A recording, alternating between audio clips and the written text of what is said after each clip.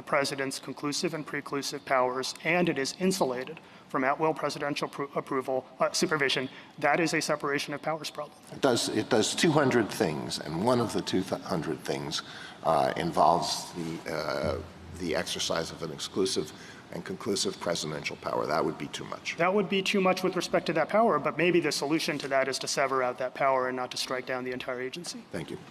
Justice Sotomayor?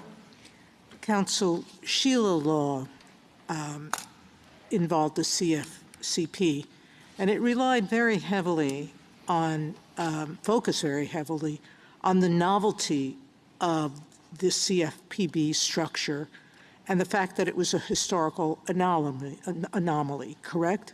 Absolutely. It was an anomalous structure that was deemed to pose a significant threat to individual liberty. All right. That's not the case here because we have a precedent of longstanding that says this is okay.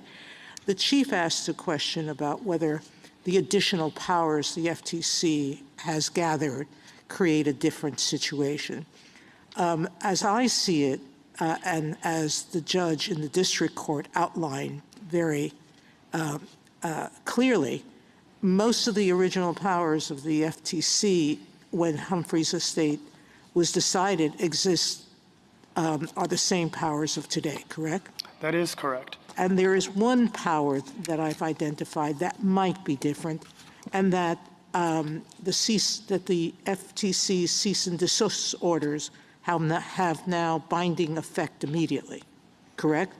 I believe that's correct. So I think your point in response to Justice Alito is, if there's a power that the FTC is wielding now that trenches inappropriately, the answer is not to do away with the for-cause removal, but to eliminate that power, that individual power, correct? Correct, and an authority that is cited by petitioners in their reply brief, Barr v. AAPC, supports that proposition. And so that should be the answer if there's been a difference in the powers or an expansion of the powers inappropriately. That is our position. Yes, the parties have not briefed severability at the merits stage of this case, and in the event that the court wants to reach that question, you might consider either supplemental briefing or remanding to the district court to decide that issue in the first instance. Thank you, Kelly.